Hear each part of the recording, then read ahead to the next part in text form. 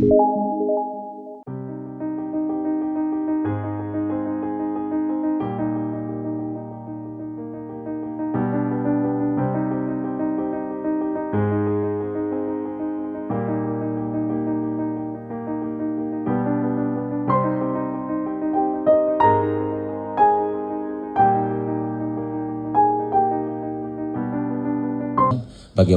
ini kita sikapi bukan hanya siaga bencana. Dari sini kita juga bagaimana menyikapi dari masyarakat, kembali lagi tadi masyarakat kita yang membutuhkan tentang darah. Terutama yang itu posisinya urgent tengah malam segala.